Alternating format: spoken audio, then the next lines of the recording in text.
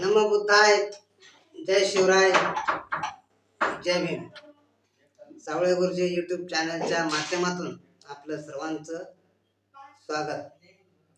बंधू आणि भगिनींनो, उद्या 11 एप्रिल महात्मा ज्योतिबा फुले यांची जयंती. सर्वप्रथम तुम्हा सर्वांना या जयंतीच्या हार्दिक हार्दिक शुभेच्छा. बंधू आणि भगिनींनो, ज्या महामानव परमपूज्य डॉक्टर बाबासाहेब आंबेडकर यांना अमेरिकेने सिम्बॉल ऑफ नॉलेज असं संबोधलं, त्या महामानवाने क्रांतीवीर ज्योतिबा फुले यांना गुरु मानलं आणि त्यामध्येच महात्मा फुलेंची महानता हे आपल्याला दिसून येते. म्हणून आपण आता थोडक्यात महात्मा ज्योतिबा फुले यांच्या जीवनाबद्दल थोडंफार बोलत आहोत. महात्मा फुले यांचं जीवन आपण 10 ते 15 मिनिटांमध्ये काय सांगणार, परंतु आपण तसा थोडासा प्रयत्न करणार आहोत. तर आपण सुरू करूया आपल्या विषयाला. महात्मा फुले यांचा जन्म 11 एप्रिल 1827 गोविंदराव आणि चिमणाबाई यांच्या पोटी झाला. त्यांचं जन्म ठिकाण हे धनकवडे होतं. फुल्यांचं मूळ गाव हे कटगुण, तालुका खटाव, जिल्हा सातारा असं होतं. त्यांचं मूळ आडनाव गोरे होतं, परंतु त्यांनी काही कारणास्तव स्थलांतर केलं आणि ते पुन्हा या ठिकाणी राहायला आले. त्यावेळेस बाजीराव पेशवे यांनी त्यांच्या आजोबांना शेती दिली आणि तिथंच त्यांना व्यवसाय करायचा सांगितला. आणि त्यांचा फुले विकण्याचा व्यवसाय असल्यामुळे त्यांचं गोरे आडनाव जाऊन आपोआप फुले आडनाव पडलं. तर ज्योतिबा हे लहान असल्यापासूनच अतिशय हुशार, चुणचुणीत असे दिसत असत. त्यांचं लहानपणाचं शिक्षण त्यांच्या गावातच झालं, परंतु ते शिक्षण घेत असताना त्यांना खूप त्रास झाला. कारण त्या काळची परिस्थिती अशी होती की शूद्रांना शिक्षण घेण्याची पूर्णपणे बंदी होती आणि हे शूद्रामध्येच येत होते. त्यामुळे त्यांना 4थी पर्यंतचं शिक्षण त्यांनी कसं तरी घेतलं आणि त्यानंतर आपलं शिक्षण त्यांनी सोडून दिलं. पुढे त्या काळी लवकर लग्न होत असत, म्हणून त्यांचं लग्न सावित्रीमाई फुले यांच्याशी वयाच्या 13व्या वर्षी झालं आणि तिथून त्यांचं संसारी जीवन सुरू झालं. परंतु त्यांच्यामधली शिक्षणाची जी आस होती ती कमी होत नव्हती. आणि त्या काळात ख्रिश्चन मशनरी हे घरोघर फिरायचे, धम्माचा प्रचार आणि प्रसार करायचे. त्यावेळेस त्यांना ते फास्टर असतात, त्यांना नन म्हणतात.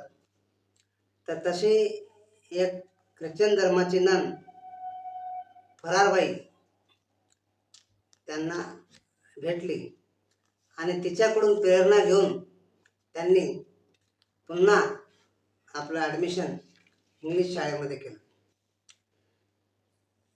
त्या इंग्लिश शाळेमध्ये त्यांनी आपलं 7वीपर्यंतचं शिक्षण पूर्ण केलं. आणि शिक्षण त्यावेळेची 7वी म्हणजेच जवळजवळ ग्रॅज्युएटची पदवी त्यावेळेस 7वीला मिळत होती. म्हणजे असं ग्रॅज्युएशनचं शिक्षण त्यांनी त्या काळात पूर्ण केलं. म्हणजे एक प्रकारचं ते, आणि इंग्रज असल्यामुळे त्यांना हे शिक्षण घेता आलं. म्हणून महात्मा फुले या इंग्रजांना नेहमी मायबाप सरकार असं म्हणत असत. कारण इंग्रजांमुळेच बाबासाहेब सुद्धा शिकू शकले आणि महात्मा फुले सुद्धा इंग्रजांमुळेच शिकले. कारण मनुस्मृतीने शूद्रांना शिकण्याचं मना केलेलं होतं.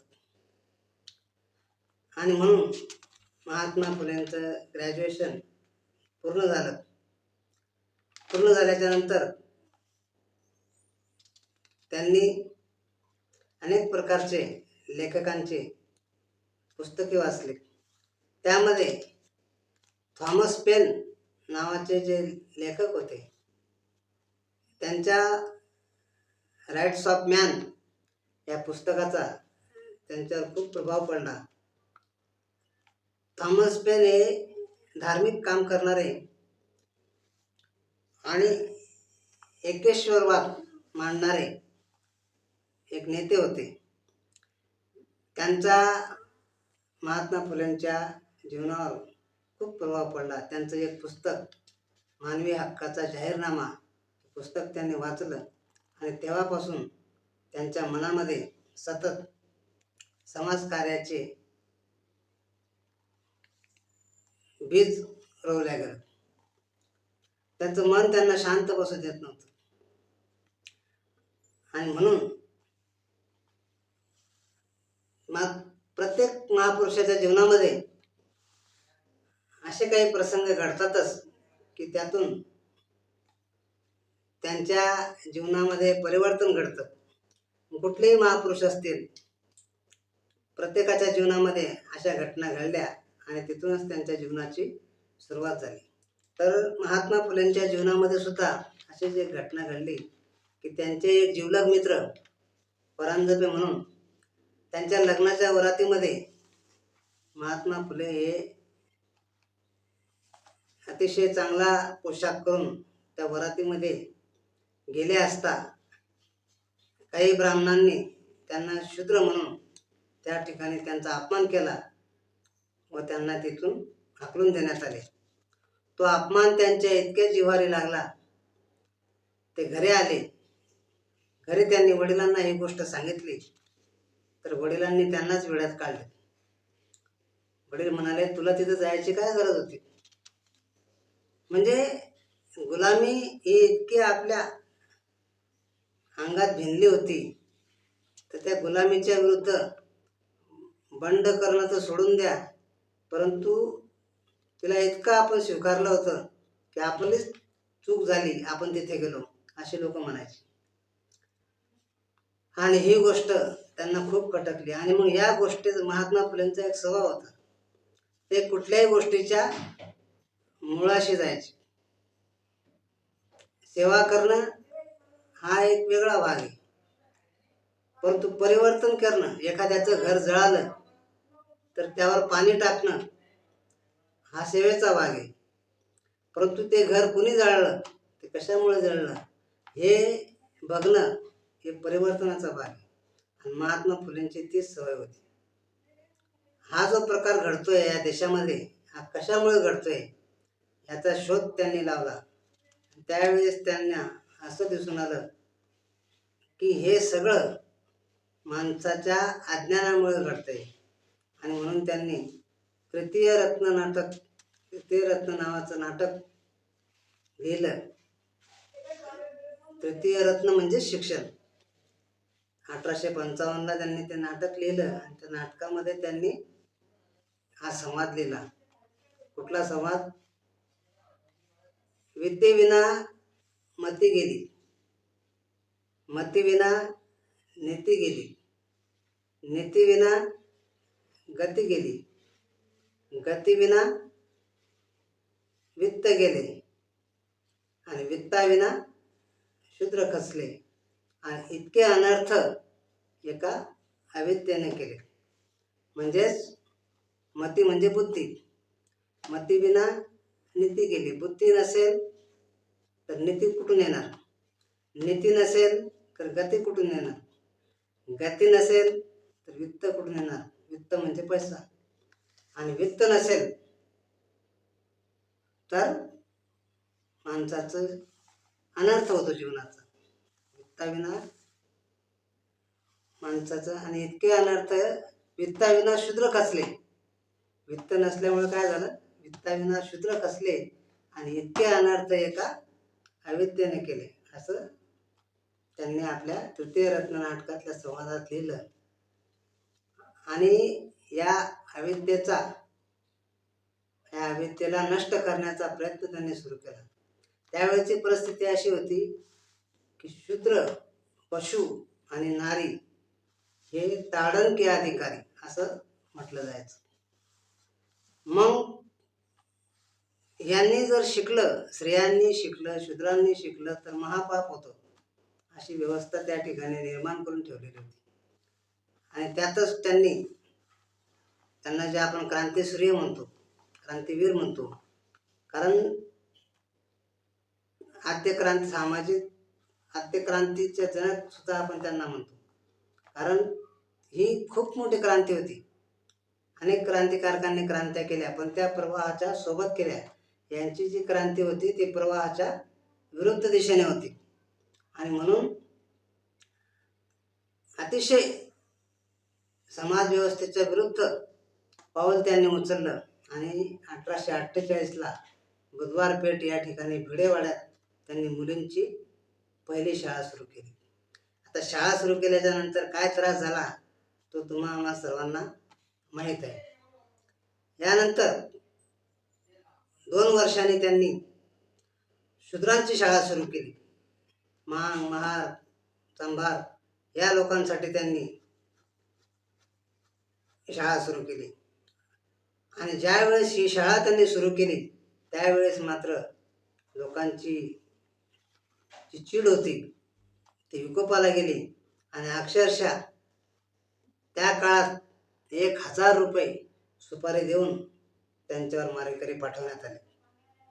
परंतु ते मारेकरी ज्या महात्मा फुलेंना मारायला आले त्यावेळेस महात्मा फुलेंना पाहून, त्यांचं काम पाहून त्यांनी आपल्या हाताला खाली टाकली आणि पुढे तेच मारेकरी महात्मा फुलेंचे अंगरक्षक झाले. त्यातले धोंडीराम कुंभार यांना तर महात्मा फुलेंनी काशीला पाठवलं आणि त्यांना पंडितराव ही पदवी मिळवायला सांगितली. आणि सज्जन रोडे नावाचे जे रामोशी होते त्यांना सावित्रीबाई फुले त्यांचा बॉडीगार्ड बनवलं. तर अशा प्रकारे परिवर्तन त्यांनी त्यांच्यामध्ये सुद्धा घडवून आणलं. यानंतर त्यांनी सत्यशोधक समाज याची निर्मिती केली. या सत्यशोधक समाजाच्या निर्मितीच्या मागे त्यांचा उद्देश हाच होता की या जगामध्ये निसर्ग हाच देव आहे आणि निसर्गदेव आणि सामान्य उपासक यांच्यामधला जो आहे तो कुणी नसावा. म्हणजे पुरोहितगिरी त्यांना मान्य नव्हती. आज आपण समाजामध्ये बघतो जी बंधुगिरी चाललेली आहे, बाबा लोकांचं वातावरण चाललेलं आहे. हे वातावरण कशासाठी आहे की हे देवाचे दलाल झालेले आहेत. म्हणून महात्मा फुलेंना ते मान्य नव्हतं की देव आणि आपण आपला डायरेक्ट संबंध असला पाहिजे आणि देव ते निसर्गाला मानायचे. अशा प्रकारे जे सत्य आहे ते शोधा, अंधश्रद्धेच्या गलिच्छ चालीरीतीच्या मागे जाऊ नका, यासाठी त्यांनी गुलामगिरी नावाचं पुस्तक लिहिलं. शेतकऱ्यांसाठी त्यांनी शेतकऱ्यांचं आसूड लिहिलं. ब्राह्मणांपासून तुमची सुटका तुम्ही कसं करून घेणार, ब्राह्मण कसे हुशार असतात, यासाठी त्यांनी ब्राह्मणांचं कसब नावाचं पुस्तक लिहिलं. अस्पृश्यांना लोक पाणी पिऊ देत नव्हते, त्यामुळे त्यांनी 1868 आपल्या घरचा हौद अस्पृश्यांसाठी खुला करून दिला. महात्मा फुलेंना सयाजीराव गायकवाड महाराज हे वॉशिंग्टन म्हणायचे.